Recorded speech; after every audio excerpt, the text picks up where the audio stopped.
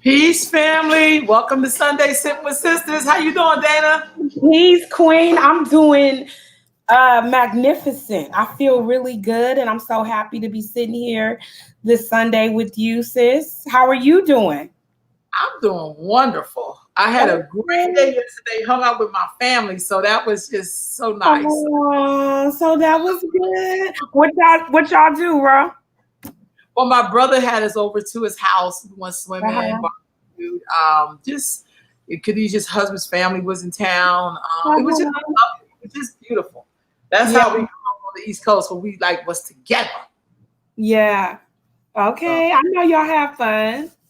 That's good. Yesterday, we had the African market, of course, and you know, everybody's just trying to social distance and stuff like that, and getting used to reading people's eyes because you can't see nothing else.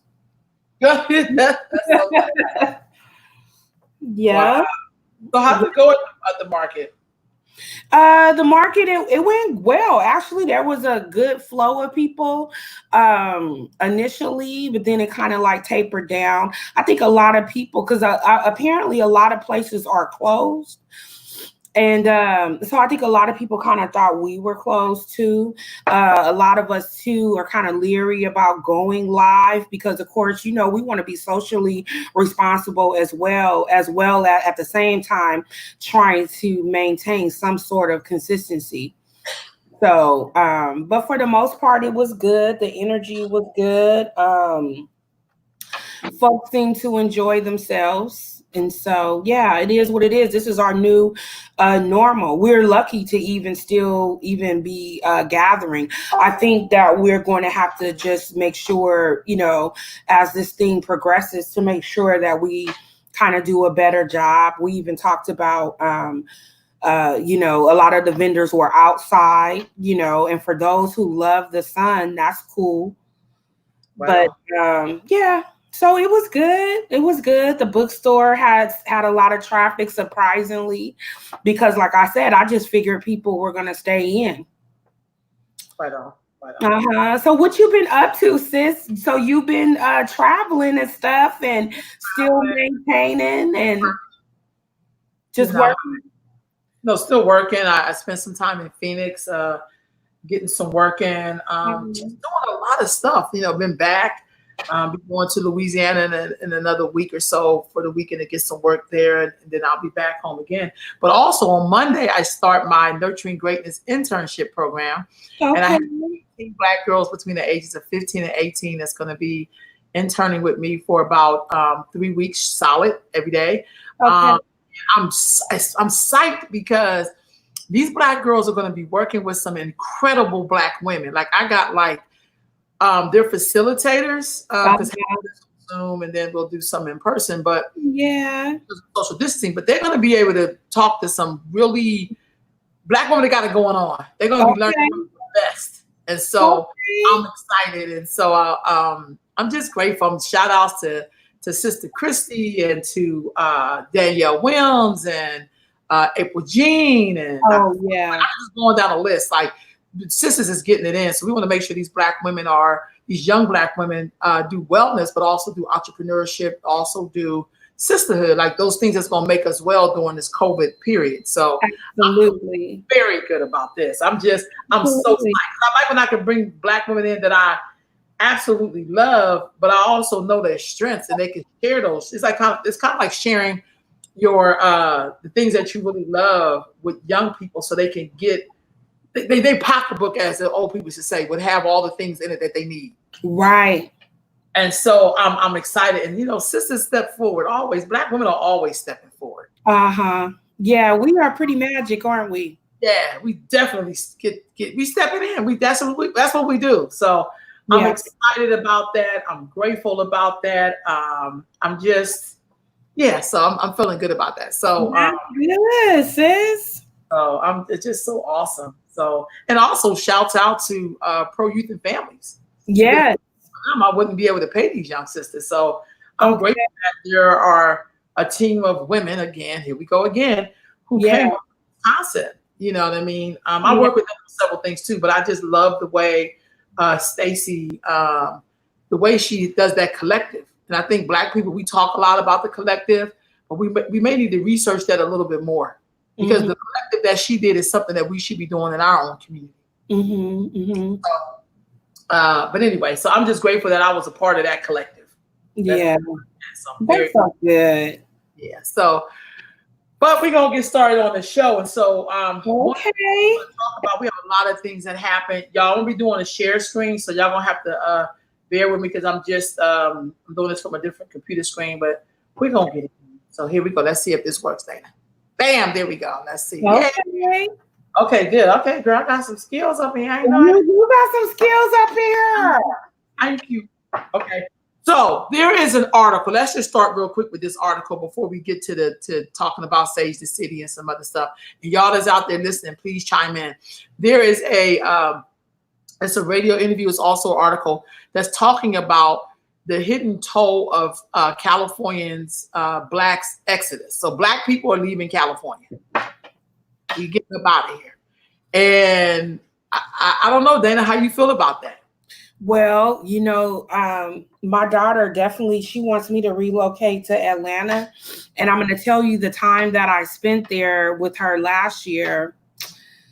Oh, it felt really good. I like the fact that, the amount of property that that the people, the residents that live there, the amount of property that they get in comparison to the cost and what we get here, it's a big difference.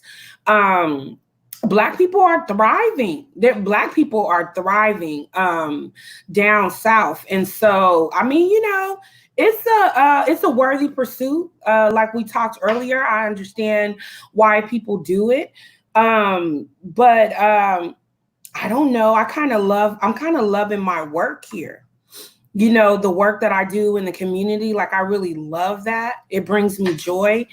And so I don't know, it's something to be said about being able to build in a community that you raised your family in. And so to go to another place and try to build, I don't know if it would hit the same, if that makes sense. So, but I do, so I feel like I would have to make a choice. So could I move? Yeah, I could, but I feel like I would be making a major choice. So in this article that I'm reading from, it's from Cat Radio Family, and the link is on my page. Maybe I could put it in here too. But basically it says, at the same time, Black renters have been disproportionately forced out of cities as cost and eviction climbs. The Black population plunged 45% in Compton. Now, Compton used to be an all-Black city. 45% Black folks going out of Compton, 43% out of San Francisco. Oh, okay. So we're talking about gentrification. Yeah, but hold on. 40% in Oakland. So, which these areas used to have high populations of Black people.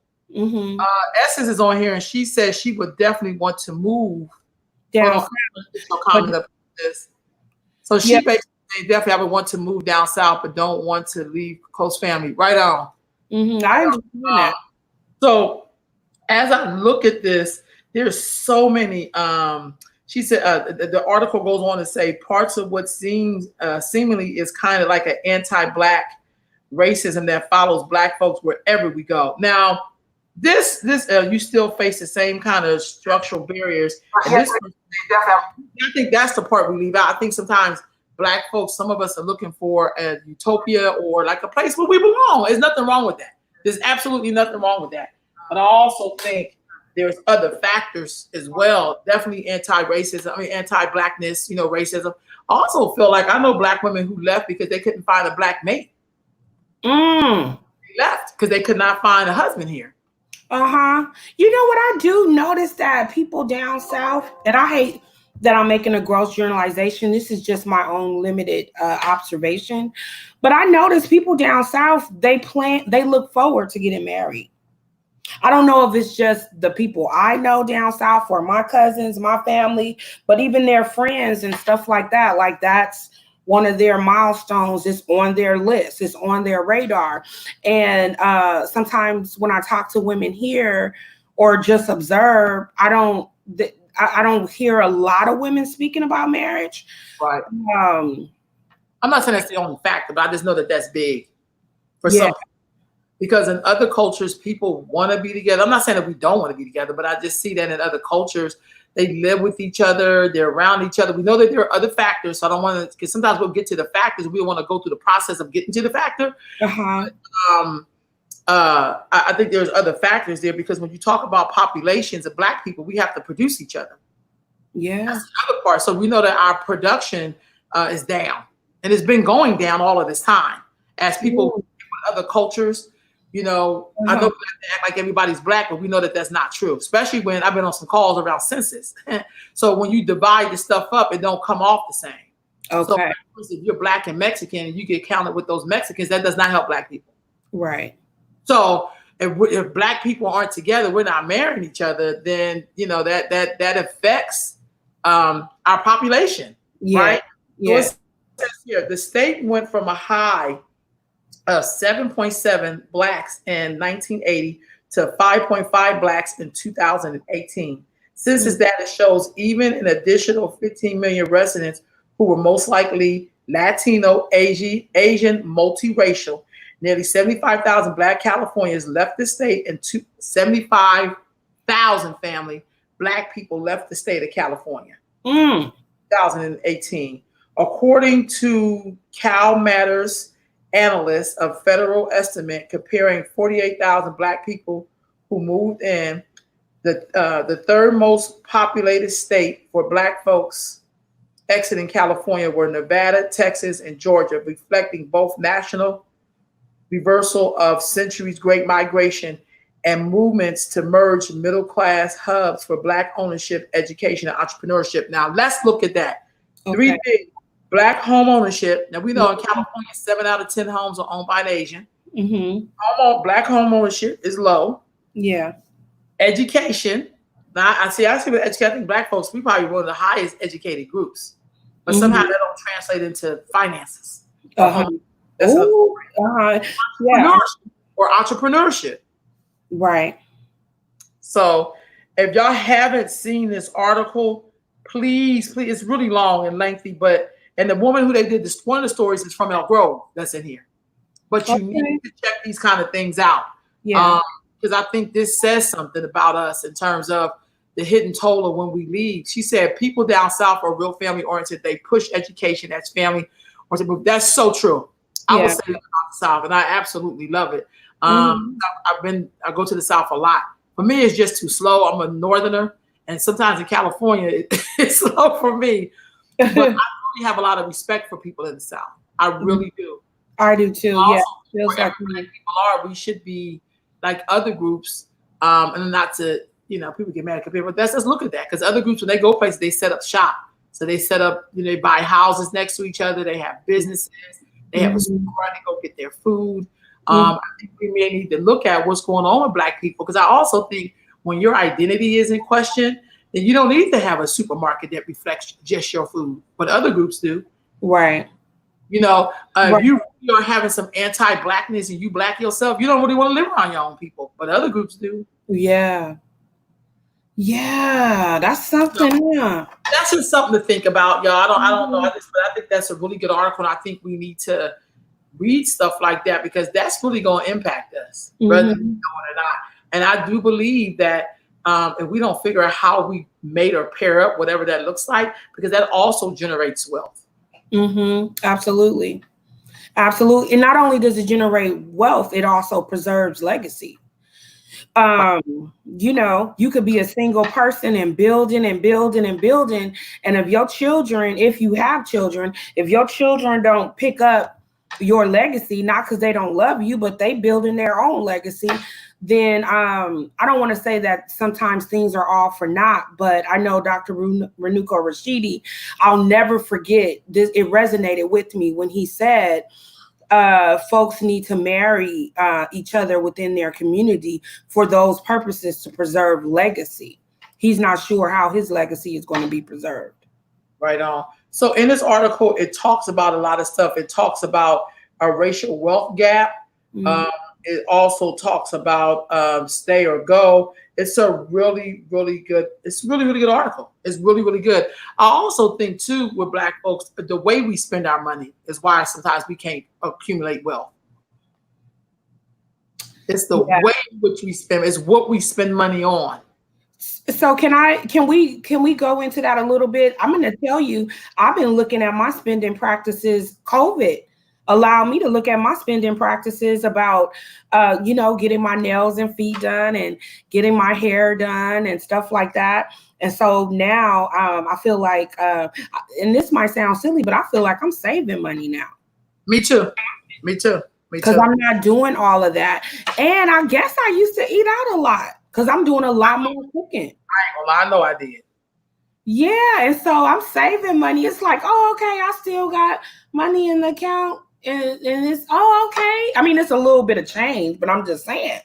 No, that's I'm definitely saving. I don't know, how's everybody else doing with their money management and stuff like that during COVID? Are you guys noticing a savings or, I am though. You said you are too, huh, bro?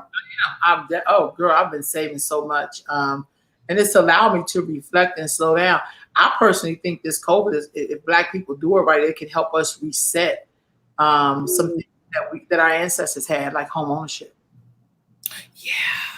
So we can leave our kids something for real. Yeah. You know what I mean? And also provide for them something. Yeah. And then the slowdown too, I think it makes for a more a creative energy, so to speak. Right on. Yeah. So just to bring people up to date a little bit, now this is what I love about when celebrities get it. Jill Scott, Jill from Philly. Your hometown, right? Yeah, that's my hometown. So I guess it was an ex-football player. I can't even remember this dude's name because I'm not into sports like that. I guess I did read that thing though of the article. He said that basically said Jill Scott wasn't sexy or didn't have sex appeal. Why people find her sexy? Some shit that was outrageous. This is a Black man saying shit like that. And so of course Black people came for his ass on social media. That's good. Attractive. But what I loved about Jill Scott, besides her music, I love the fact that when she found out that she was trending, she took that opportunity to basically talk about Breonna Taylor. Yeah. She didn't even feed back into the Negro. Oh, that's good. Apology because people came for his ass, but that kind of stuff. And then also people are still protesting about arrests, these cops who killed her, right. And people are still protesting. 87 people were charged with felonies after protesting at the Attorney General's house. And then since then, those charges have been dropped. I did see that this morning. But I just love it when, people get it. Yeah. And thank you, Jill Scott, for doing your part. Right. It ain't a lot. You don't have to run for president. You don't have to get out there and do a bunch of bullshit. Just use your platform. She could have used that to cuss the man out. Right. You know what? Since I got people's ears and people talking about me, let's talk about something that's important, not how I feel. Because I'm fine. Ain't nothing that Black man can do to hurt me. Right. Jill Scott albums. Jill Scott knows she's sexy and beautiful and pretty. She don't need no thing to know that. Yeah, you don't need when you know. And so you don't need that or require that type of validation. It's nice, but it's an extra.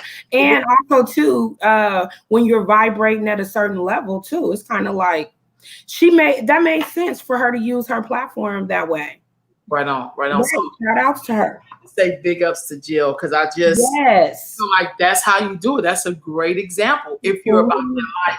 And we know that there are things happening to Black women all the time in this society. Let's be honest. I'm still with over 400 Black women who've been murdered at the hands of Black men.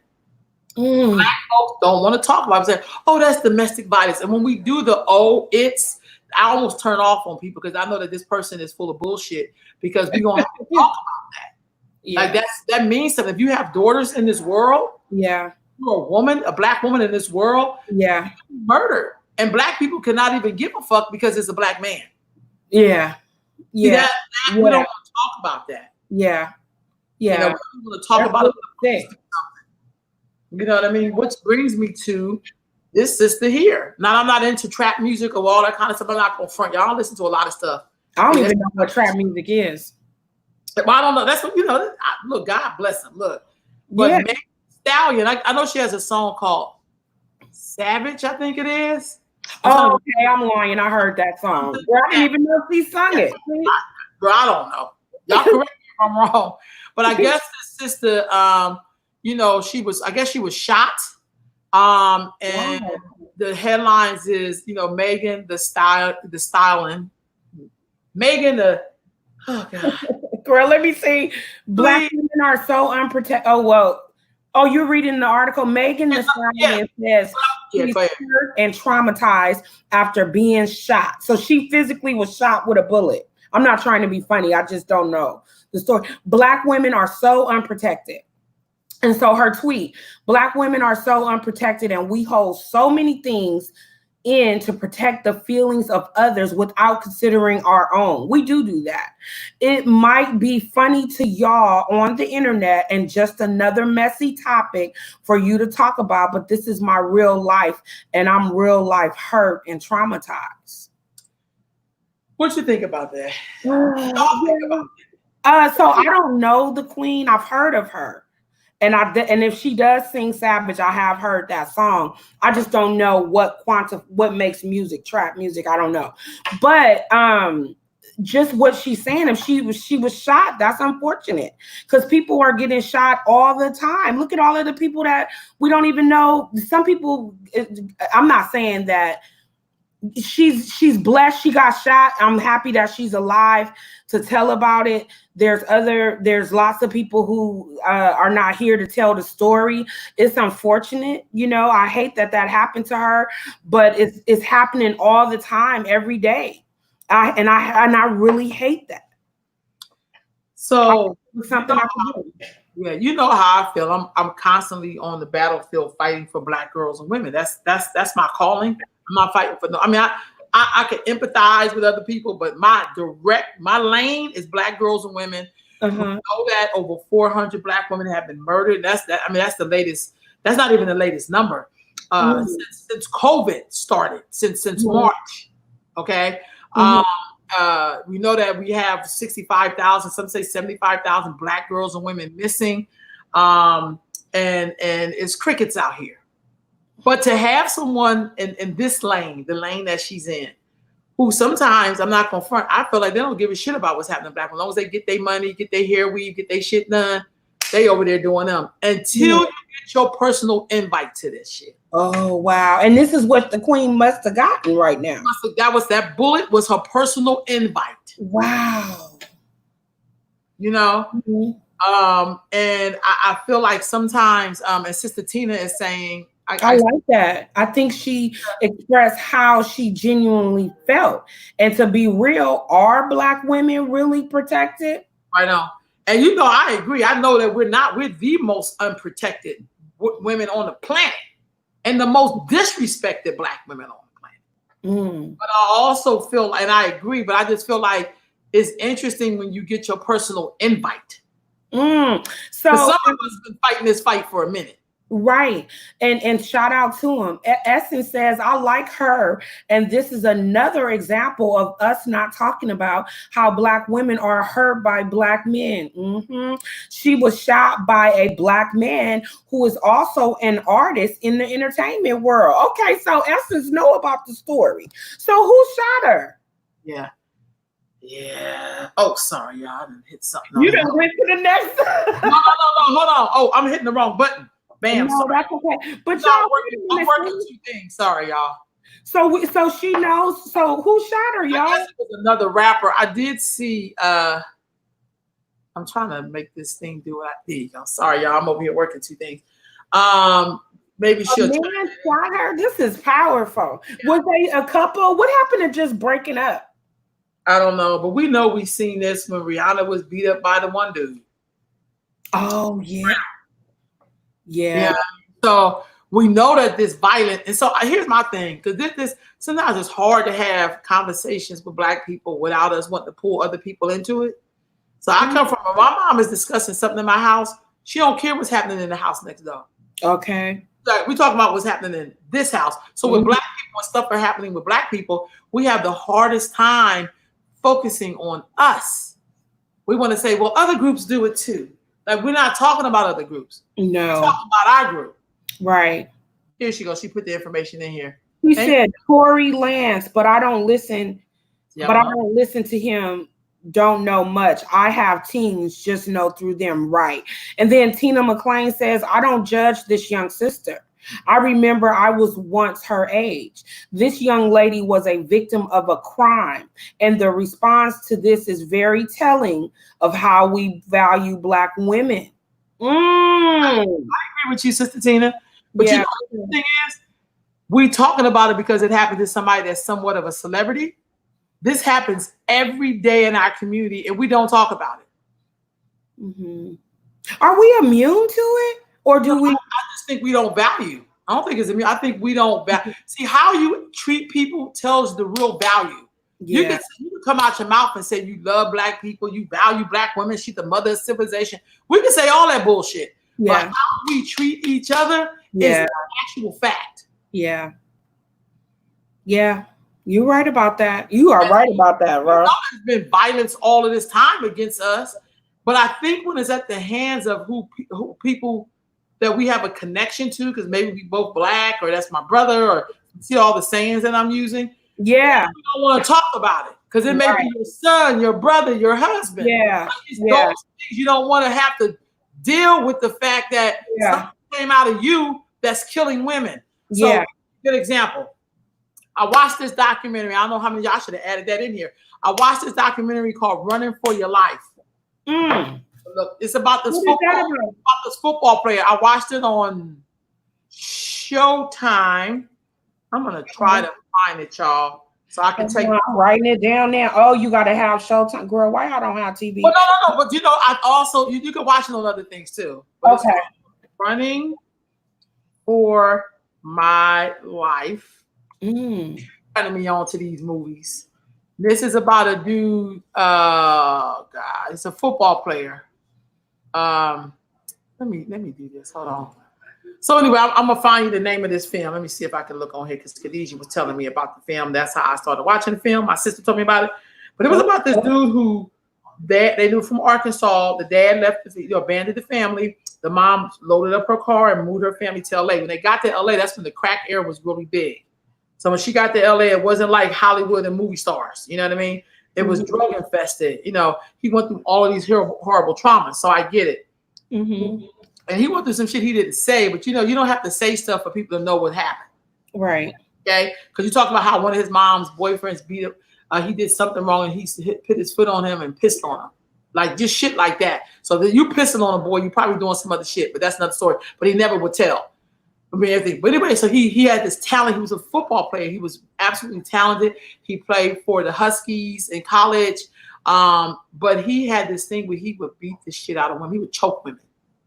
Wow. So yeah, he would really choke them. So he almost won the Heisman Trophy. Then he had like all these cases, but he was choking the shit out of white women. That's who was his preference.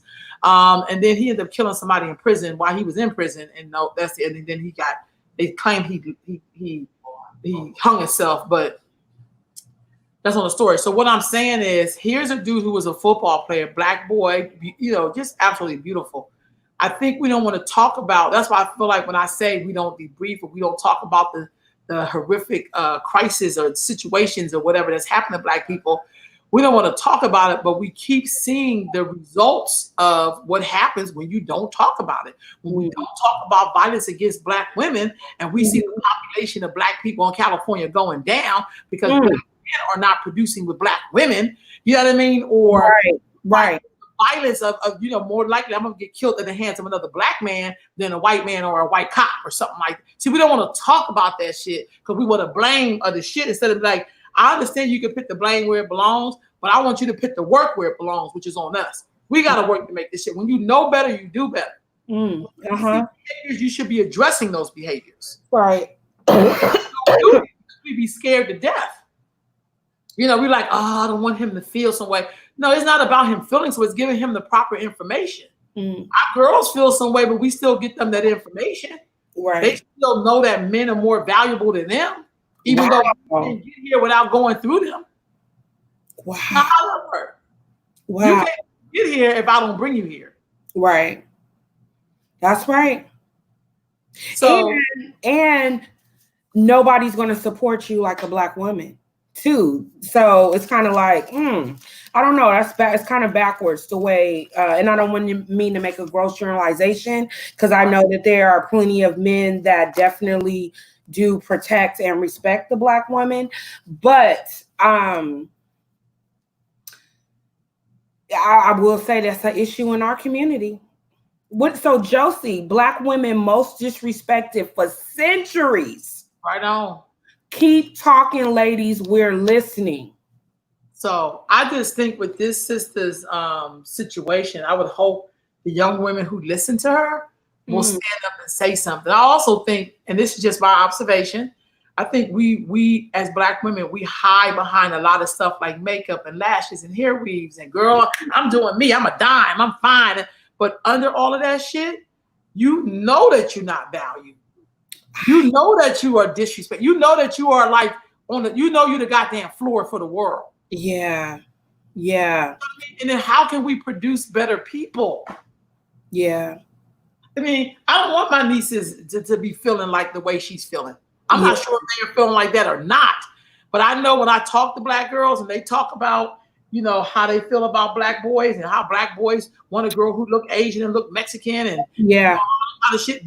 That's not like let's brush that shit off. No, that goes inside of you. That decides what weave you're going to buy. That decides how you're going to walk down the street or what clothes you're going to wear. We can't act like that doesn't influence you or it doesn't hurt. Exactly. You're right about that, bro. We're not a damn machine. You can just put some soap on a rag and wash the refrigerator door off. That's not who we are. Right. That goes somewhere. Right. Into the psyche. Like that really fucks with us. Yeah. So I don't like to hear about black women being victims of nothing. I don't like for it to be abused. When people are murdered, they don't come back. We can't talk about murder like, oh, well, since another black man did this, he had issues. Don't nobody want to hear that shit. They don't bring their kid back. Right. And everybody got issues. Girl. Everybody got issues. I mean, I'm cognizant of the plight of the black man. I'm not a black man, but I get it. But he's not the only one with issues. Love him to death, but we all got issues.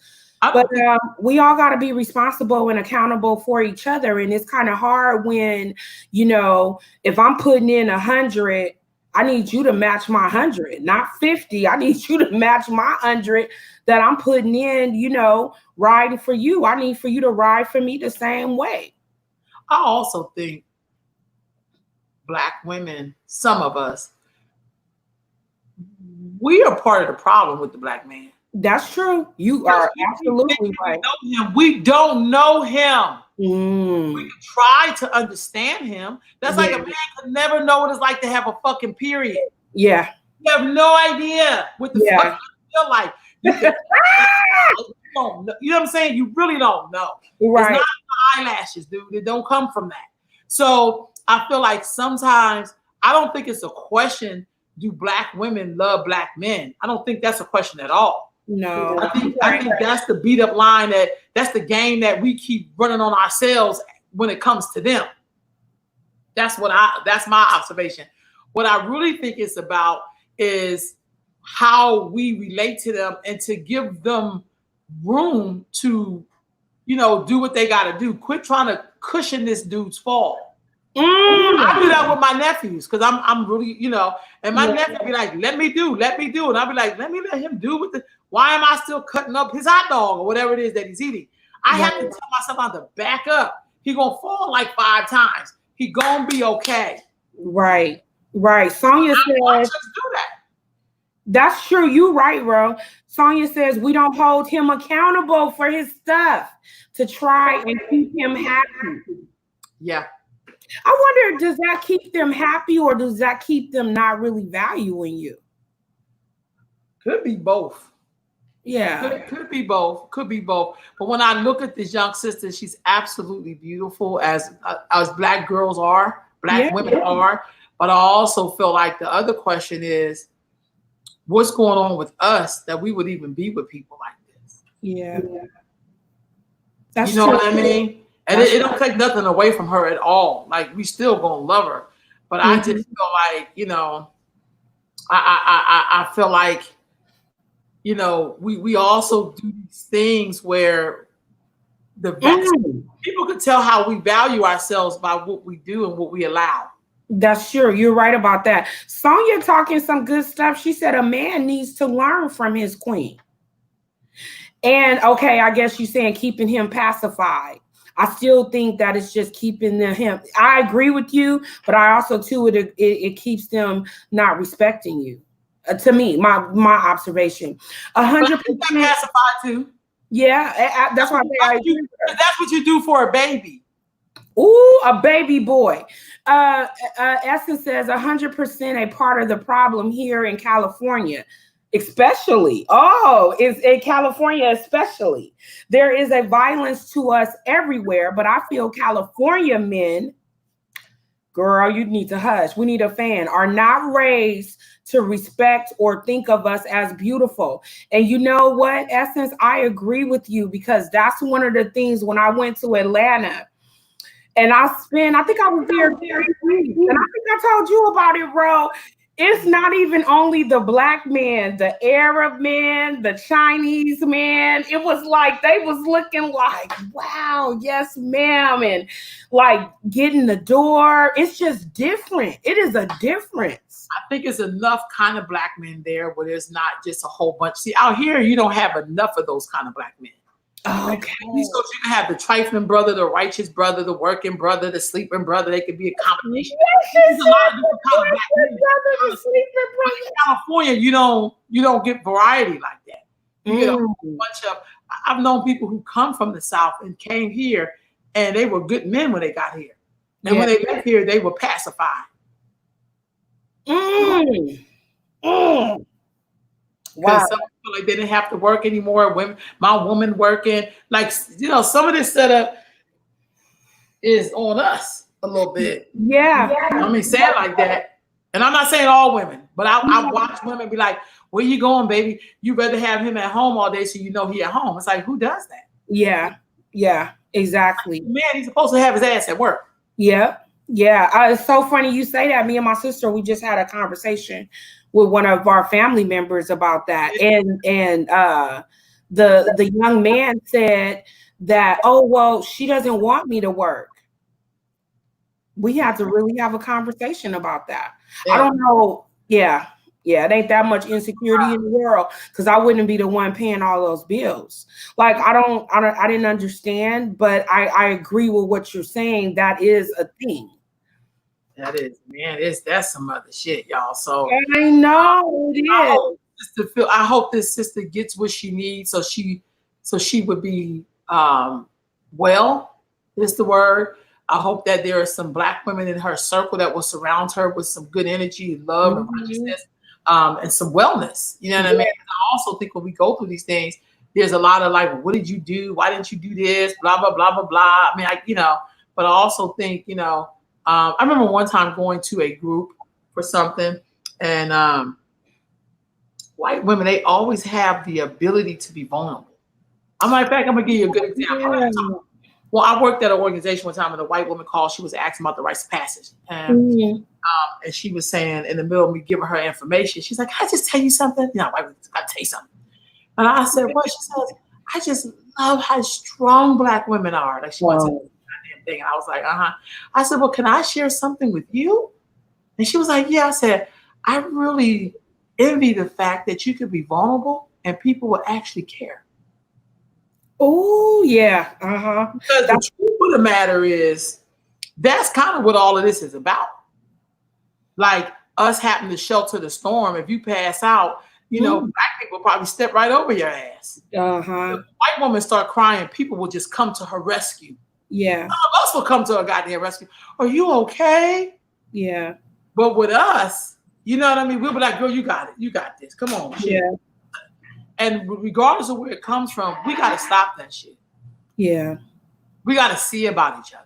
Yeah. We got to look at all the exterior. We got to see about each other. I mean, see about each other. Go ahead. Can I ask you a question, Ro, and then also to our listeners? Okay, what did she say? A black man in California will try and convince a woman she needs to be down. These girls out here holding these boys down in fear of being alone. Yeah. Just like they mamas did with that. Yeah, you're exactly right. Or the black man that's missing the daddy influence. So this is a real valid question. Y'all, what do we need to do here in order to what do we need to do? I mean, I know that women are talking to girls. Who are we talking to the boys? Do we need to what do we need to do? Do we need to have a town hall? Or I know there's this thing about, men sharpen men. So maybe the men need to talk to the boys. But I think it just can't be a one-way conversation just with girls. Do you understand what I'm saying to you? It needs to be a one-way conversation with girls. Got to be. It definitely has to be a conversation with girls. Got to be. She the mother of civilization. She's the creator of all. So definitely. I think that women have been talking to their sons. I know I have. We know that that's not the problem, that we don't talk to them. I think we're not capable of giving them the right information because we're not men. So that was my point. So that's part of it. Not all of us. Some people do a great job with their black sons. Let me just tell you, I know some women whose sons is on the ball. My God, I have nephews that are on the ball. Like, oh my God. But what I'm saying is, with boys, watch how we interact with girls, with men. They're watching just like our daughters are watching. Yeah. But I also think when you don't have men who don't value women, then sometimes boys are learning from men the way girls are learning from women. They get to see how men roll. So you may want to think about the type of men you have around your sons. Mm-hmm. Just like you would think about the men you have around your daughters. Right. You're right. You know what I'm saying? Yeah. And I feel like this is all behavior. I don't think it's going to be a town hall meeting. I think it's going to be how do we live our everyday life where young people see how we interact with each other. Right. Even when you pick your mate, why are you picking this mate? Is it because he's cute? You want your kids to have green eyeballs? Mm-hmm. Like, kids get to hear that. They get to see who we coo over and what we think a man is really worth. They don't be like, "Oh, girl, he got a good job." And they be like, "Girl, that shit that he's slinging with that. He got that stick." You know what I mean? So they get to hear us see what's important in the man. Yeah. Our sons get to see us do that. Yeah, you're right about that. You know what I mean? It's that kind of stuff that people. It's really hard. You know what I mean? I think that boys, they watch just like our girls, but I also know they get to see, like, for instance, if we hold them accountable or not. Right. If they got chores and then we feel in some way because they daddy ain't here, we going to get them out of their chores. It's setting the tone. Right. One of my friends said when she had to get in on her son, she said, I realized that I was creating him to be with the woman and I didn't want her to inherit some shit I created that wasn't right. Oh, she says, I was on my son's ass. You know what I mean? I'm guilty. That's a lot for a woman to say that about her son. She's like, and then her son is awesome now. She said, but I had to do some hard things with him because I didn't want a woman to inherit him. No. Some bullshit that I created. No. Right. That's real talk. When he looks at a woman, I want him to see me and respect her like he respects me. Right. How many women can say that? Right. Or how many women is out here protecting their sons like that girl should know better? I hear mom say that. Well, she should have that's going to be hard on him. Why didn't she think about that? No, why didn't you think about that? Yeah, you don't want to coddle. You don't want to coddle. You don't want to have a baby boy.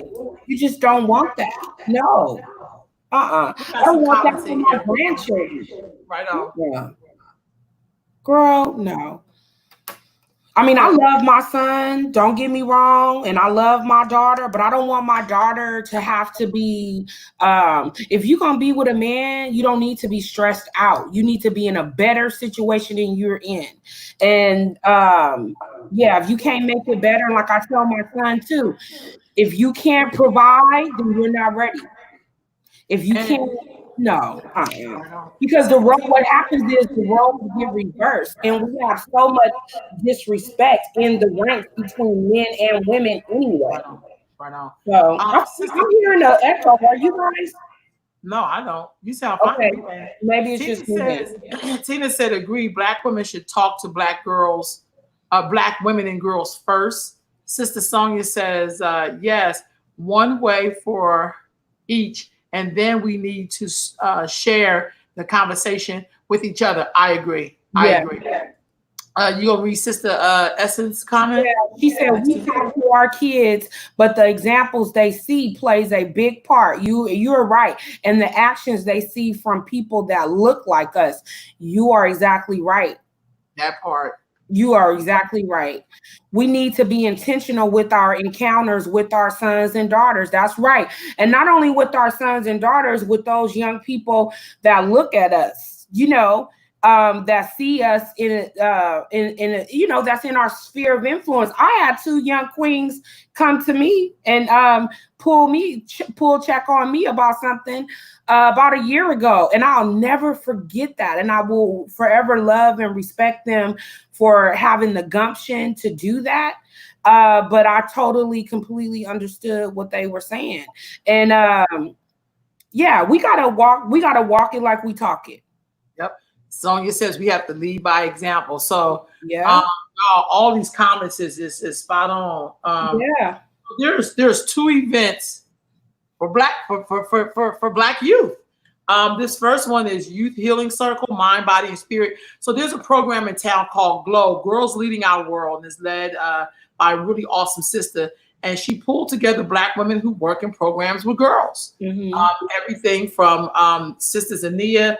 I wish I could make this closer, so because I wear glasses. Sisters Ania. I can't touch this screen.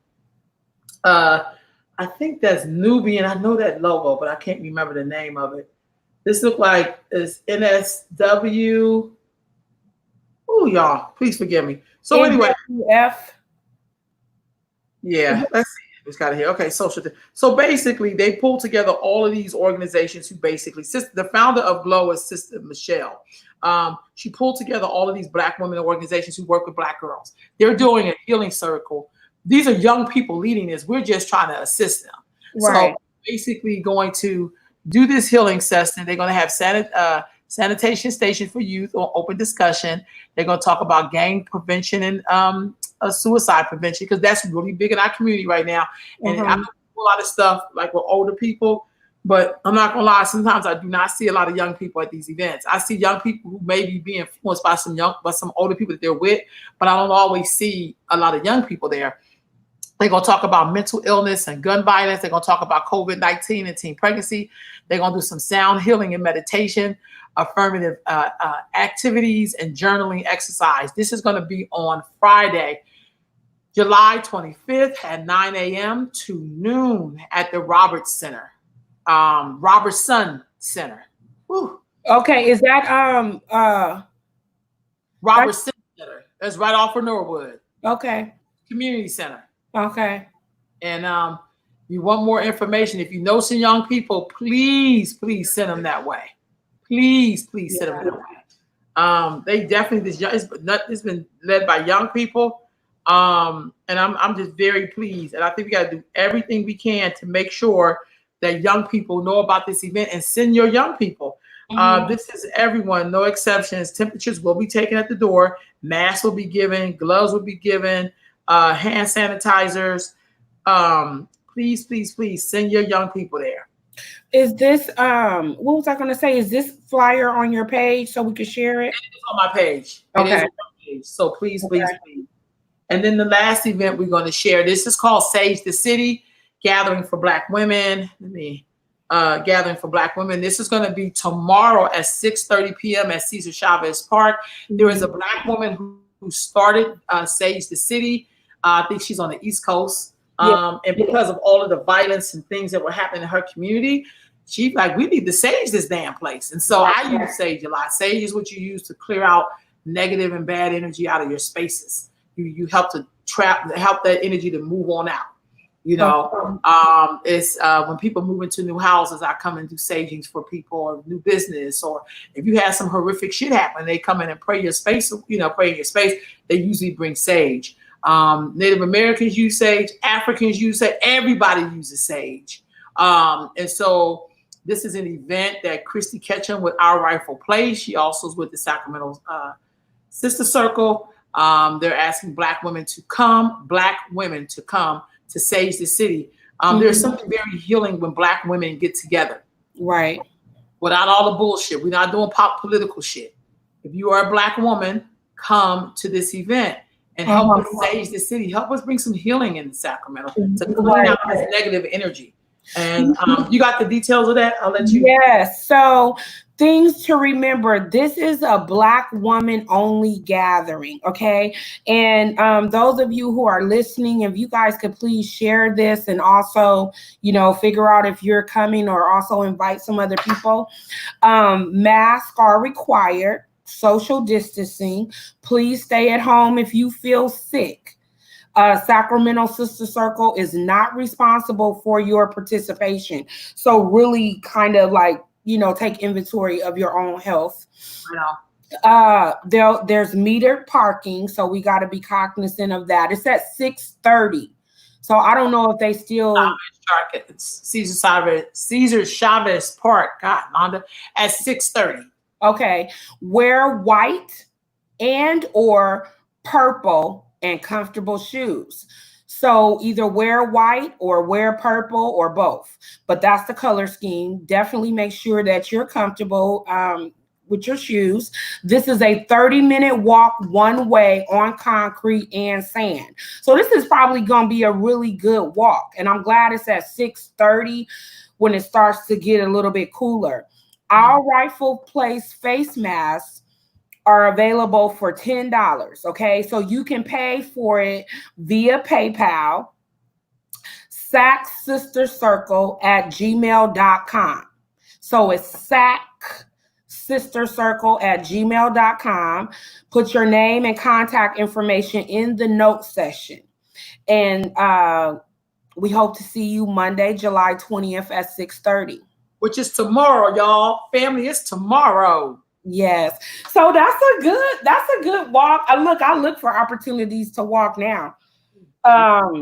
Since I've been walking, it feels so good, even though I'll be tired because I'm not in the best of shape, but it feels good to walk, and it's going to feel really good to be doing something positive in the city like that. So shout out to Christy and Our Rightful Place and the Sacramento Sister Circle.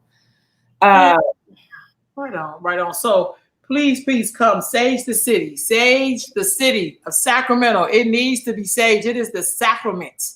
It is the sacred place. But the sacred place needs some saging. We need to move these energies out of here and bring in some good energies and health and healing. And there's something about when Black people get together, when Black women get together, we're talking about healing the womb when you bring the Black woman in. And to me, all of this stuff goes back to the womb. The womb is where we create. It's where we bring life through. It is the sacrament, and we're in Sacramento in our sacraments, of our wombs. So Black women, we need to be there with your white on, white and purple. Come, with your sage. I think there'll be some people there selling sage or whatever. I'm definitely going to bring a lot of sage so we can sage this place as we walk through the city. On this walk to the waterfront. And the beauty is we're walking to the waterfront. That's the water. That's the great mother. None of us can live without water. Water is life. So we're walking to the great mother, which is the water. So y'all bring your babies. You know what I mean? If you grow, let them see us. Let them see us gather. Right. Come see us. Understand that sage is about the cleansing of us, Yeah. of Sacramento. So we really, really need to do that. And I'm so grateful to be a part of this event, because anytime you're talking about healing and all of that good stuff, I want to be right there supporting any way that I can. So it is an honor for me to be able to do that. So yeah, I think we're doing real good, Sister Dana. Yeah, I think so too. You know what? I want to also to bring up, and I don't have the details of that, except for I don't know how many of you all know the story of Taylor Blackwell. She's a 19-year-old girl that was found dead at a motel by Mack Road. On Mack Road, I believe. And back in February 28th, there's been no notable information about what happened to her. Anyway, there's going to be a protest at the coroner's office tomorrow at 1 p.m., I believe, the coroner's office on Broadway. So I just wanted to throw that out there since we're talking about our young Black girls. And I talked to people that knew her and went to school with her, and they all have great things to say about her. But even if they didn't have great things, this is just another example of our Black girls are, unprotected. And Ro, I want to give you a shout out too, because you have consistently, I want to say every week, I know you may mention it every day, but for sure, every week you let us know about these girls that are missing, or, from all over the country. Thank you for keeping that on our minds, because that's a lot. That's a lot of girls. Right on, right on. I just know what happened with the youngsters here in Sacramento. At the same time we protesting, we just got to make sure this don't happen to nobody else. Because this is why you won't see me at protests. This is my honest to God truth. I don't want to feel like I'm politicizing death. I think we politicize Black death too damn much in our community. We only put value on you when you die. I don't like that. The other part is that we don't really want to. I don't ever see any preventative measures to keep our girls safe. Because I'm pretty sure that this is going to happen again, because there's some patterns that I see. When I read all of these death cases of Black women and girls all over the country, there's clear patterns that we don't want to talk about, because we don't even want to talk about it, period. Yeah, so, I was just telling your sister that what made me feel so sad. She went to the protest. Huh? But I was telling your sister, I feel so sad because, and I hate to say this, and I know this is not going to sound optimistic, but I remember pulling out of that hotel parking lot, and everything in my spirit said, this is going to happen again. Yeah, because there's a pattern there, Dana. There's a real pattern that's happened in our community that for some reason we just don't want to look at it. And I don't want to hear, because everything has its place. And I'm going to keep saying I don't want to hear it. When I want to hear some shit, I don't want to hear it. I don't want to hear this thing about systematic racism all the goddamn time, because that's not the answer. Not here, not in this case, no. Yeah, but in a lot of the cases, like there's always root. And if you're not willing to dig up the root, then don't talk to me about the goddamn root. Yeah. If you're not willing to say, yeah, it may be from systematic racism, because I come from ancestors who knew what the system was and worked their way around it because they wanted to live. Yeah. We don't do that sometimes, Dana. We'll be on something like, well, there's a reason why. No, the reason we need to put in some work. Yes. We need to put in work in our community. Yeah. We need to put in work, because there are some things that I would even be ashamed to ask somebody else for. You better say that. There's a lot of things that we the non-systematic stuff should be on point, because that's the stuff that we control. Right on. Right on. And it's not. And so I'm here for that, bro. You're exactly right. That shit just hurts my soul that we just would be so. Let me just do this real quick before we leave, Dana. Okay. But this is just in my spirit in a moment. And No, we didn't do it. I'm not gonna go into everything, but I don't know about y'all. I really don't know about y'all, but I just got to show this. I got to share this with you all. Okay. Sunday sit with sisters. Okay, I'm happy you following the spirit. Yeah, I think sometimes what I mean about politicizing is that we don't want to look at. I did this PowerPoint, Dana. Look at the faces of these girls. They miss. Look at them. Some of them look like the girls I work with every day. Yeah. Look at them. Girl, I just saw somebody look like Love. Yeah. Look. Yeah, look.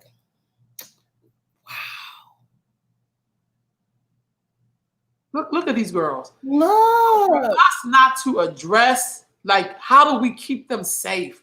And we know some of these girls is probably, we don't know if they met somebody on the internet. We don't know if they had a little boyfriend. I don't know. I don't know if they. I was fixing to say something that wasn't right. Yeah, but I don't know what it is. I don't care if I don't care. But my thing is, we gotta protect our babies. We gotta protect our Black women, because if we don't protect them, we will not be around anymore. Yeah. Yeah. She makes Black people. Yeah. Look at these beautiful Black girls. Look at their names. I know. I know. So this is just, we gotta do better. We gotta do better, y'all. We gotta do better. And like I said, the non-systematic stuff is the stuff that really should be on point. And it is not. We don't even really look at it. Right. So come, y'all. Come sage our city. Come sage the city, Black woman. Come sage yourself. Shit. Yeah. It's almost like there's a war that we don't know that's happening, and the war is on us. Right. If you really want to stop Black people from procreating, you must kill the woman. Because she's the one who brings the life. Period. You heard me? So let's not get this crazy, y'all. We are so powerful. Right now. We gotta do better. That's right. I'm thinking, shoot, after we sage there, we should do another day and sage up and down Mac Road. Hello? No, for real. I'm serious. Y'all will be laughing at me, but I'm so serious. Because right on. See, that look like some of this stuff is on us. And that's why I'm saying, I couldn't. It's hard for me to. You can't. It's well. I'm not saying that we don't have the right to make demands of other people, but it's kind of difficult to make demands of other people or systems. We need to figure out what are the demands that we're putting on ourselves. What is the mandate that we're putting on ourselves? This is what I know to be true, Dana. When I'm talking to young people and I say to them, I need you to be okay. I want you to know we value you. We love you. You are the great continuum. You will make sure we will continue forever. Yeah. When you do things, you're not just doing you doing us. Yeah. We need to say that to our babies more. Right. Our girls more. Not just value the shit that they can do for us. Right. But just their being, period. Right, exactly. Because some of this shit comes from us neglecting. Yeah, from us neglecting ourselves and not knowing our worth. Girl, Alexandria said we need to sage Stockton Boulevard. I'm here for it. So I'm just like, hey, like this shit done got real. It is real. And we got to take a real inventory of ourselves, the things that we allow in our spirit, the things that we tolerate, and we can't tolerate certain things just because of these girls. We got to make paradigm shifts in our community. And some stuff is just not cool. It goes a little bit deeper than I love you or you my bro, you my sis. No, we got to make a change so our children could have a different reality. And one of the changes is that young Black girls and boys, but young Black girls, they need to be valued. They need to value themselves, and they need to feel protected. But this is what I do know, Dana. Value for young people comes from us. Yes. Yes, pool party when my nephew came in there. We was like, hey, he was like, hey, you know, that didn't come. He exudes it. That's because we put it in there. Yeah, exactly. We gotta get that in our young. That's why I'm focusing on the young when I say that. I get that, but young people. And yeah, I get you. They would think about situations sometimes they could be putting themselves in. Yeah. There's been plenty of times I've done shit and was like, oh, this would hurt my mama so bad I can't do this. In a minute. But if you don't have that, you'll just be doing shit because you don't think nobody value you. That's all I'm saying. And that's the whole reality. And we let our babies know, I value you. Yeah. We need you. What the song say? We need you to survive. We need you. And you always say that. You always say, we need you. You always say that. That's true. Our young girls need to know that. They need to know that they are the queen of the planet Earth. They need to know that. They need to know that. They need to know that they are magic and they have this energy that could just light up the whole world. They need to know that, not feeling somewhere guilty or ashamed because somebody done did something to them or someone done said something crazy to them. No. And these are things that we can change. We can't ask nobody else. These are things that we could do within our community. Right on. Well, y'all, thank for joining us for another Sunday Sitting with Sisters. Yes. Ooh, child. Honey Boom. You remember Honey Boom? Yes, Honey Boom. I remember that. Bro, what you got going on this Sunday? I got to work in my office today, child. And I got some question shows that I got to work in my office to be prepared for these girls tomorrow. So. Oh, yes, that's so good. Okay, well, it's been a pleasure sitting here with y'all. I actually got to go into my office too, but I'm not going to stay long, but I do got to go in. That's my favorite line. I'm just kidding. What's your favorite line? I ain't staying long. Oh, right. I'm not staying long. Right. But you got to be strong. You ain't going to stay long, but you're going to be strong. Right. I'll see you next week. Peace, family. Peace, y'all.